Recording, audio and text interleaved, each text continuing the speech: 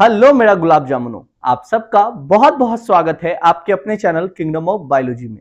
बेटा आज हम लोग यूनिट 2 में बढ़ते हुए एवोल्यूशन चैप्टर की तरफ बढ़ेंगे, जो कि हमारा यूनिट 2 का आखिरी चैप्टर है। तो इस सीरीज में हम लोग यूनिट 2 को आज खत्म कर लेंगे और उसके बाद फिर हम लोग एमसीक्यू सीरीज में इन यूनिट 2 के एमसीक्यूज को डन करेंगे। तो चलिए बेटा, बिना विलंब और देरी किए हुए चलते हैं इंपॉर्टेंट पीवाईक्यूज और क्वेश्चंस के तरफ, जिससे हम लोग बिहार बोर्ड के एग्जाम में बवाल मचा पाएंगे। तो बेटा जो अपना पहला सवाल है इसे देखिएगा, तो बोला व्हाट इज जीन म्यूटेशन। इस सवाल को हम लोग पहले भी कर चुके हैं, जस्ट इससे पहले वाले लेक्चर में कहा जीन म्यूटेशन क्या है, और इससे भी जरूरी सवाल बोला what is the role of organic evolution, और इसका क्या रोल है ऑर्गेनिक एवोल्यूशन में। तो बेटा ध्यान दीजिएगा, आपको तो पता ही है कि जीन म्यूटेशन को हम लोग पॉइंट म्यूटेशन भी कहते हैं। इस टाइप के म्यूटेशन में एक्चुअली कहिए कि क्या हो जाता है, चेंज मतलब बदलाव हो जाता है बेटा इन वन और मोर जीन, एक या एक से अधिक जीन में। या कहिए म्यूटेशन, ये याद रखिएगा बेटा, ये लाइन वेरी इंपॉर्टेंट है कि जो म्यूटेशन है ना बेटा, ये रॉ मटेरियल है एवोल्यूशन का। याद रखिएगा, डीएनए के सीक्वेंस में अल्टर हो जाना, जीन में अल्टर हो जाना, क्रोमोसोम में, या कहिए जेनेटिक मटेरियल में अल्टरेशन हो जाना, इसे ही हम कहेंगे म्यूटेशन। और म्यूटेशन रॉ मटेरियल है किसके लिए, एवोल्यूशन के लिए। आगे सुनिएगा बेटा, तो बोला evolution occur due to mutation which may be harmful, neutral या बेनिफिशियल। तो जो म्यूटेशन है बेटा, ये हार्मफुल भी हो सकता है, न्यूट्रल भी हो सकता है, या हमारे लिए बेनिफिशियल भी हो सकता है। आगे बढ़ेंगे तो बोले हैं म्यूटेशन काउजेस वेरिएशन। म्यूटेशन के काउजेस क्या होता है, म्यूटेशन के कारण क्या होता है, वेरिएशन होता है, और वेरिएशन के कारण होगा क्या, स्पेसिएशन, अलग स्पीसीज का निर्माण बनना शुरू हो जाएगा, और वहां से फिर एवोल्यूशन होगा। आइए अपने आगे नेक्स्ट सवाल की तरफ बढ़िएगा, तो बोला एडेप्टेशन क्या है। अरे बहुत ही सिंपल है भाई साहब, एडेप्ट कर लेना, अपने सराउंडिंग के हिसाब से अपने आप को एडेप्ट कर लेना, या अपने शरीर को इस काबिल बना देना। जैसे मान लो अभी आप लोग फटाफट से बोर्ड का एग्जामिनेशन दोगे और कोई ऐसा मौका हाथ लगा जिससे आपको मौका मिले कश्मीर जाने का, आप तो अभी से ही पैकिंग में लग गए। रुको रुको सुनो, तो जैसे ही मौका मिलेगा आपको कश्मीर जाने का, आप फटाफट से वहां चले जाओगे। पहला दिन आपको इतना ठंडी लगेगा, वहां इतना ठंडी लगेगा जिसका हिसाब नहीं है। फिर धीरे धीरे वहां जैसे रुकोगे, एक सप्ताह के आसपास 3-4 दिन आप रुकोगे बेसिकली, तो अडेप्ट कर जाओगे उस ठंडी में या उस माहौल में, कहिए धीरे धीरे आपका शरीर अडेप्ट करेगा। इसे ही हम लोग कहते हैं एडेप्टेशन। कहा एडेप्टेशन क्या है, आर ट्रेट और behaviour that enhance an organism's ability. यह गुण है जो ऑर्गेनिज्म के एबिलिटी को कहिए क्या करता है, इनहेंस करता है। क्या करने के लिए बेटा, सरवाइव करने के लिए, रिप्रोड्यूस करने के लिए, है ना, उसके सराउंडिंग के एनवायरनमेंट में। आइए आगे बढ़ते हुए हम ध्यान दें, तो इसका बहुत अच्छा एग्जांपल्स है बेटा। सबसे पहले बोला स्ट्रक्चर के हिसाब से एडेप्टेशन बताइए। तो जैसे जो पोलर रीजन में जो जानवर रहते हैं, जैसे पोलर बियर वगैरह, तो उनका स्किन पे मोटा मोटा फर होता है ताकि उन्हें ठंडी कम लगे। साथ ही साथ बेटा बिहेवियर के अगर एडेप्टेशन की बात कीजिएगा, तो बोला जो पेंगुइन्स है वो आपस में अंटार्कटिक वाले पेंगुइन्स एकदम ग्रुप बना के, झुंड बना के रहते हैं, और बारी बारी से जो साइड वाले पेंगुइन है वो बीच में आते हैं ताकि ठंड से बचा जा सके। फिर बोला बेटा कि फिजियोलॉजिकल एडेप्टेशन भी है क्या कुछ, हाँ बिल्कुल। जैसे कुछ डिजर्ट प्लांट वगैरह है, इन्होंने एबिलिटी डेवलप कर ली वाटर को स्टोर करने की। ठीक है बेटा, तो ये हुआ एडेप्टेशन और उसका एग्जाम्पल।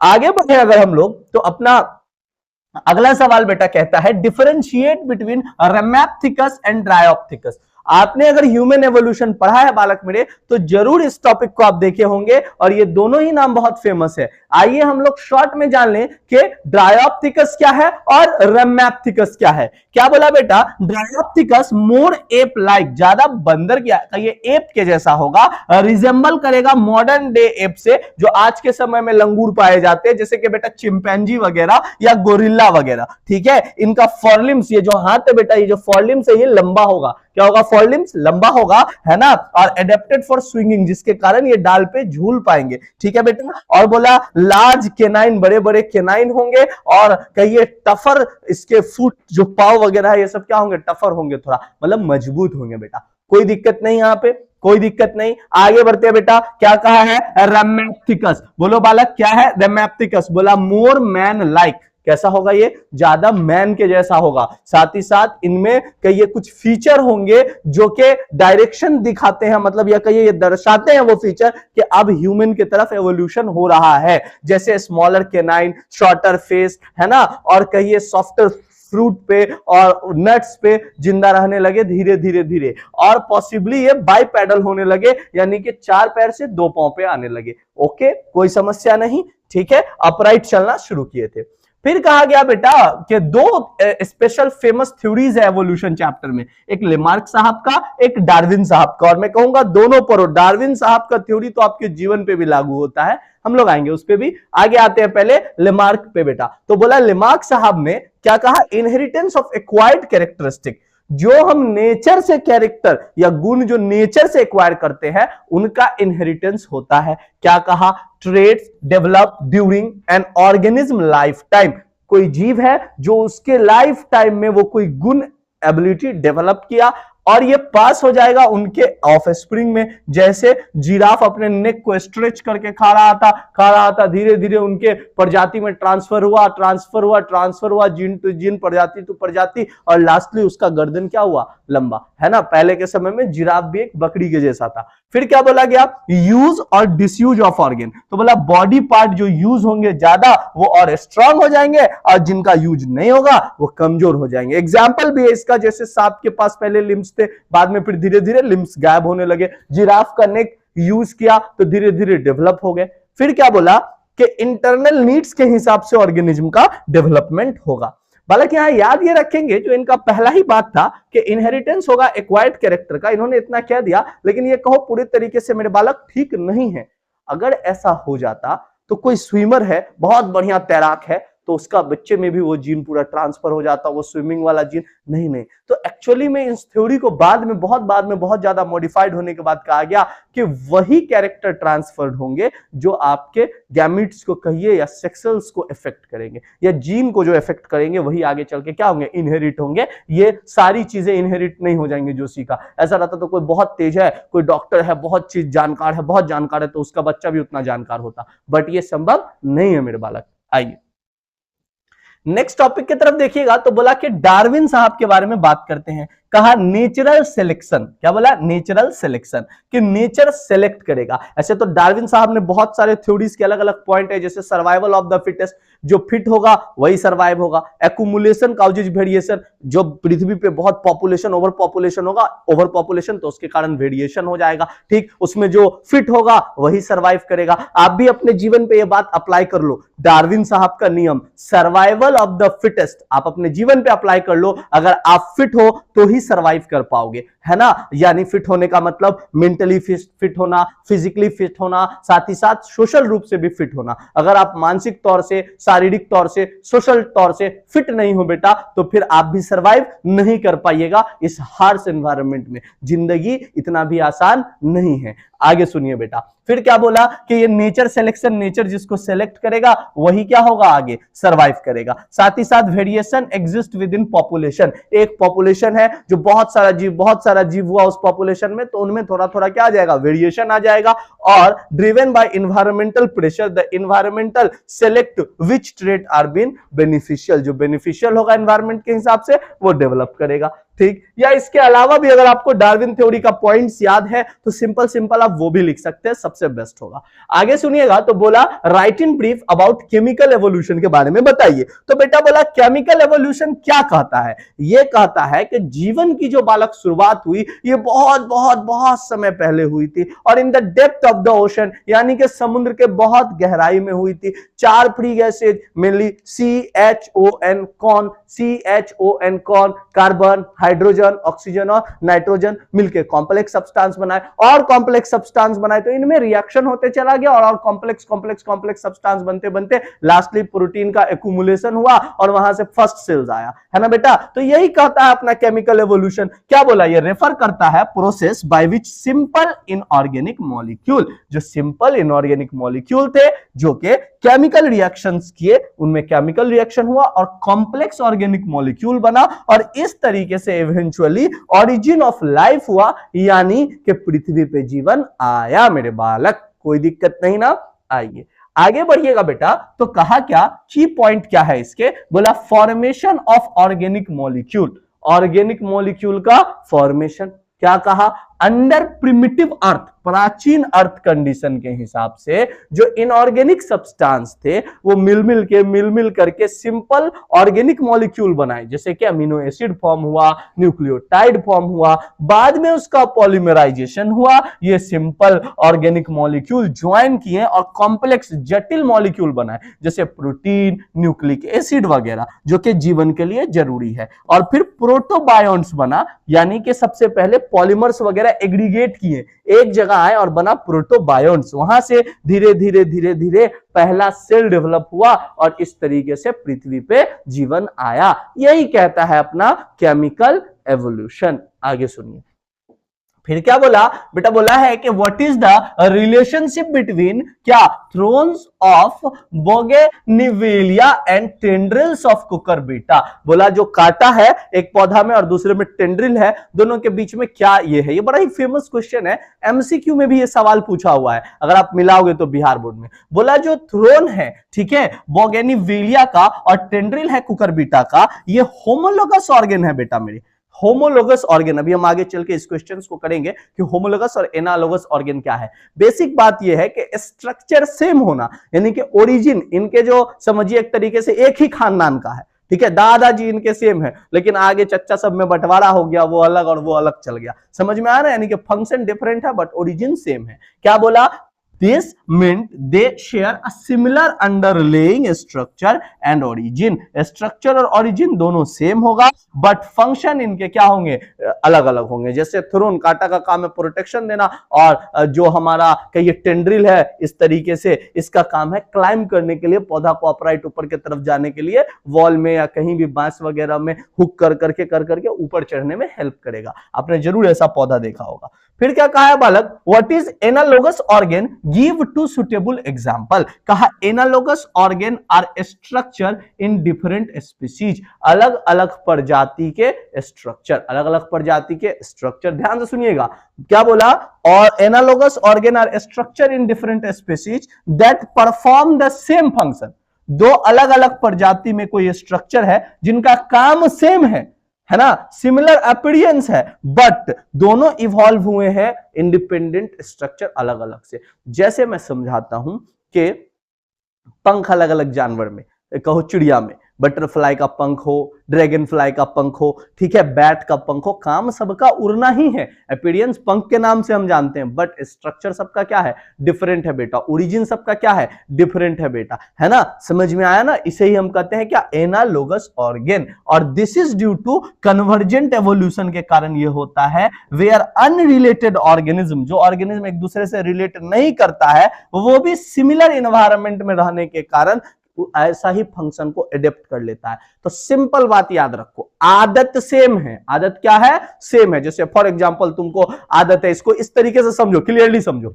मान लो कि तुमको आदत है बेटा कि तुम बैगन की सब्जी नहीं खाते हो, एक और लड़का है कोई जो तुम कॉलेज में गए हो वहां, उसको भी आदत है, वो बैगन की सब्जी नहीं खाता। बट ऐसा थोड़ा दोनों के पेरेंट्स सेम है, नहीं, वो कहीं और से बिलोंग करता होगा, तुम कहीं और से बिलोंग करते होगे। तो सिमिलर इन्वायरमेंट में रहने के कारण कोई फंक्शन, या उसके कारण कह लीजिए, या पहले से ही जो फंक्शन सेम है, फंक्शन क्या है, सेम है, बट स्ट्रक्चर डिफरेंट है, इसे ही कहोगे एनालोगस ऑर्गेन, है ना बेटा।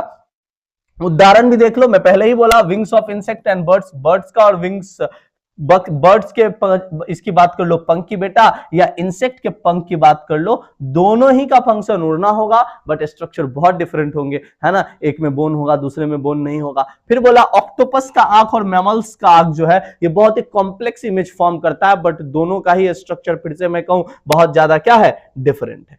चलिए अगला सवाल बोला है कि सीक्वेंशियल एवोल्यूशन बताइए। अरे बड़ा आसान है भाई, सीक्वेंस से एवोल्यूशन हुआ यही बताना है। बोला सीक्वेंशियल एवोल्यूशन, जिसको हम लोग एनाजेनेसिस के नाम से भी जानते हैं, ये क्या बोला, ग्रेजुअल ट्रांसफॉर्मेशन है किसका, एक सिंगल स्पीशीज का कई समय तक धीरे धीरे धीरे धीरे धीरे धीरे एवोल्यूशन हुआ, इसे ही हम कहते हैं सीक्वेंशियल एवोल्यूशन। और ऐसा नहीं हुआ कि ऊपर जाति बट गया। जैसे फॉर एग्जांपल, यहाँ एग्जांपल से आप इसको ज्यादा बेहतर समझ पाइएगा बेटा, है ना। इसका एग्जांपल दिखाता हूं यहाँ पहले, फिर आते हैं की पॉइंट पे। बोला द ग्रेजुअल एवोल्यूशन जो हुआ है घोड़ा का, हॉर्स का, एक स्मॉल जानवर था, छोटा जानवर था बहुत ज्यादा, और इसमें ना मल्टी फुट, इसे फिंगर मतलब के पैर के जो टोज वगैरह थे, बट धीरे धीरे धीरे ये डेवलप हुआ, इसका हाइट भी बढ़ा और साथ ही साथ उसका टो जो है एक वन टो इस तरीके से हो गया घोड़ा का पैर, ठीक है, इस तरीके का स्ट्रक्चर, पहले उसमें मल्टीपल टोज प्रेजेंट थे, ठीक है। तो यही डेवलपमेंट जो हुआ है समय के साथ, ठीक है, लेकिन एक ही स्पीसीज बना, ऐसा नहीं है कि एक और घोड़ा का प्रजाति बन गया जिसके पास मल्टीपल टोज हो, नहीं।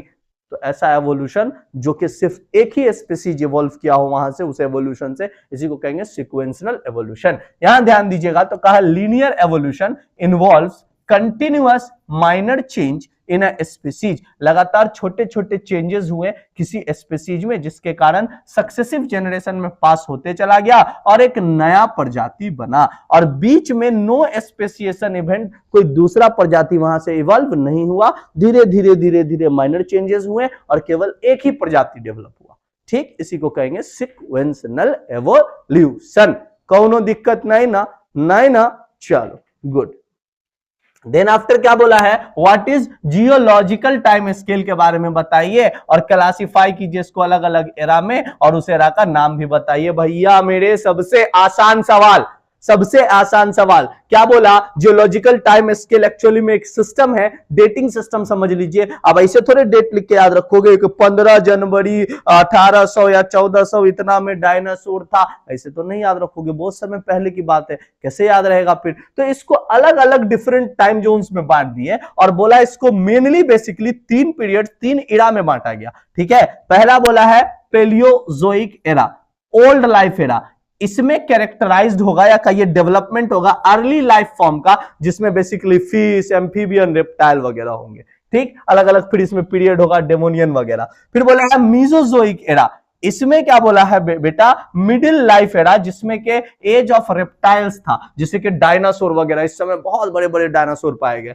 बाद में आया सीनोजोइक एरा, जब इनका डोमिनेंस खत्म हो गया डायनासोर का, तो रिसेंट लाइफ एरा जिसमें मैमल्स का अवशेष मिलना शुरू हो गया, तो इसको कहते हैं सीनोजोइक एरा। 3 एरा बताया हूं, याद रखना, पेलियोजोइक, मेसोजोइक और सीनोजोइक, हालांकि और भी हैं लेकिन अभी आपको ये मेन 3 याद रखना है। आगे बढ़िएगा बेटा, तो बोला क्या, डिस्टिंग्विश बिटवीन डाइवर्जेंट और कन्वर्जेंट एवोल्यूशन। मेरा बात लिख के रख लो, एडेप्टिव रेडिएशन, ठीक है, या डाइवर्जेंट और कन्वर्जेंट एवोल्यूशन से एक सवाल फिक्स है, ये बात आप नोट कर लो, हर बार पूछता है, इस बार भी पूछेगा, है ना, नहीं आएगा तो बोलना। बोला डाइवर्जेंट एवोल्यूशन क्या है, कॉमन एंसेस्टर, मैं फिर से बता दूं, डाइवर्जेंट एवोल्यूशन वही होमोलोगस ऑर्गन में एंसेस्टर कॉमन है, एंसेस्टर क्या है, कॉमन है, बट क्योंकि वो अलग अलग जगह अपने फंक्शंस के अनुसार डेवलप किए, तो स्ट्रक्चर सेम होगा लेकिन फंक्शन उनके हैबिटेट के अनुसार होगा, ठीक है, structure same but function different, इसी को हम लोग क्या कहेंगे मेरे बालक,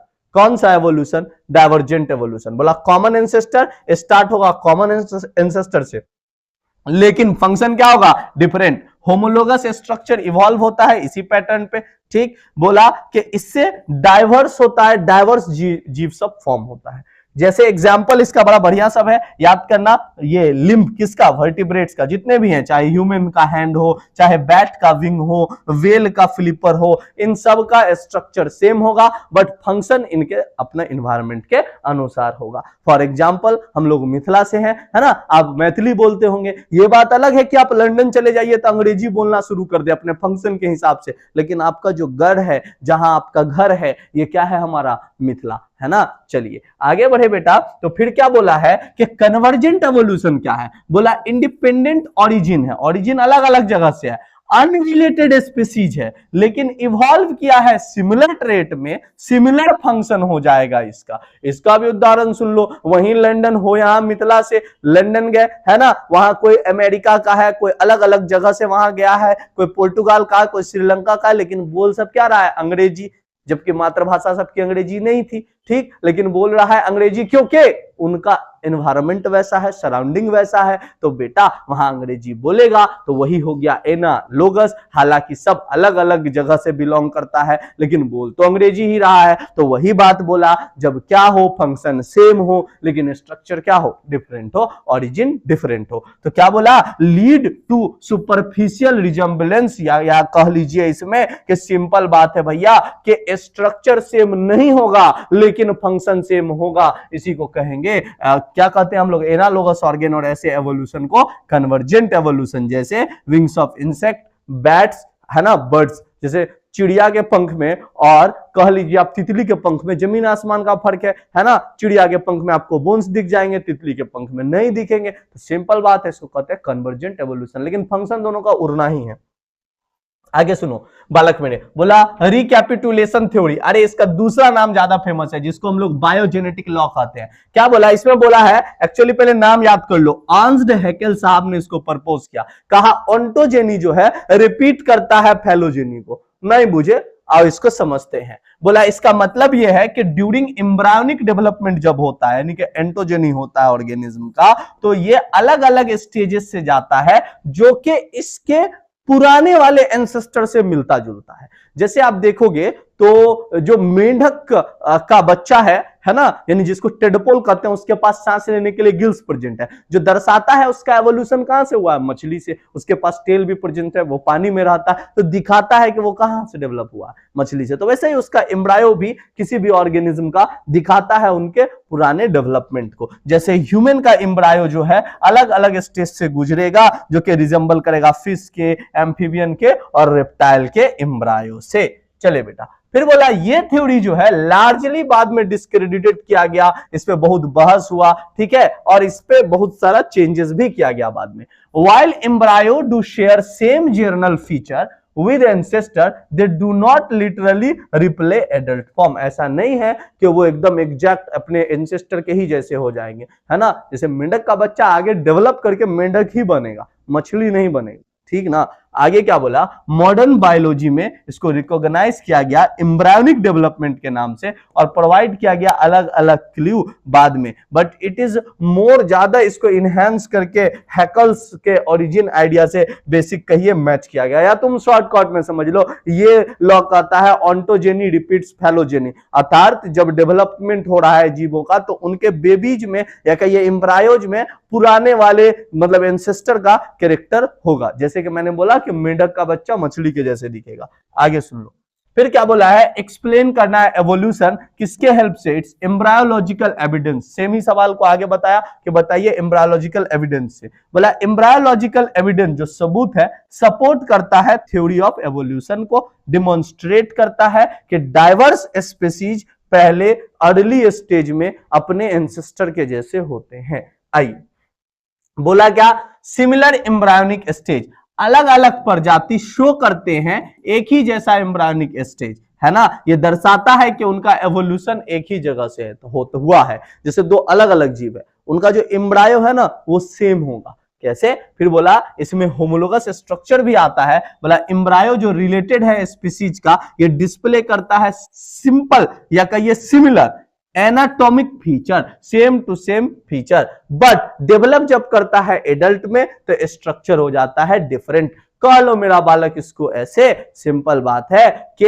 एम्ब्रायो अलग अलग जीवों का जो है वो सेम है, तो ये दर्शा रहा है कि उनका जो एंसेस्टर था उन जीवों का वो सेम था। वेस्टिजियल ऑर्गन भी एम्ब्रायोज में या वेस्टिजियल स्ट्रक्चर भी ये दर्शाता है कि ये सही बात है। वैसे वेस्टिजियल ऑर्गन भी आपको पूछ देगा, जो हमारे अंदर तो फंक्शनल नहीं है बट हमारे एंसेस्टर के अंदर फंक्शनल था, जैसे कि अपेंडिक्स, है ना।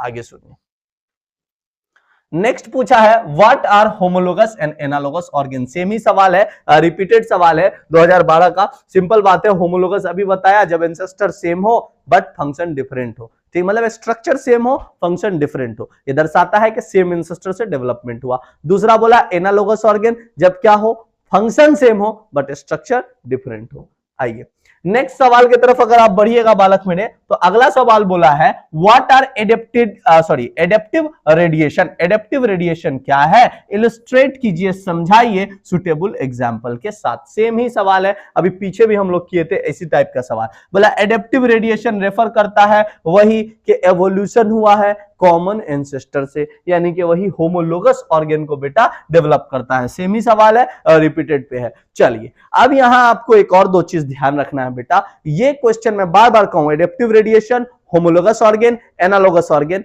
इनसे आपको इस दफा सवाल पूछेगा, एक सवाल तो पक्का फिक्स है, चाहे शॉर्ट में या लॉन्ग में पूछ ले। साथ ही साथ इसमें केमिकल थ्योरी और बायोजेनेटिक लॉ या फिर कह लीजिए आपको रिकैपिटुलेशन थ्योरी को एक दफा देख लीजिएगा और ह्यूमन के एवोल्यूशन को थोड़ा सा रीड कर लीजिएगा। वैसे ये चैप्टर तो बहुत आसान है, अब इसको इत्मीनान से एक दफा पढ़ोगे, एक दो दफा क्वेश्चन भी याद करोगे तो आपको हो जाएगा। होमोलोगस एनालोगस ऑर्गेन याद रखना। होमोलोगस ऑर्गेन जब क्या हो, स्ट्रक्चर सेम, फंक्शन डिफरेंट, ये दर्शाता है कॉमन एंसेस्टर। और एनालोगस ऑर्गन समझाए हैं, फंक्शन क्या होगा सेम बट स्ट्रक्चर क्या होगा डिफरेंट, ये दर्शाएगा एनालोगस ऑर्गन।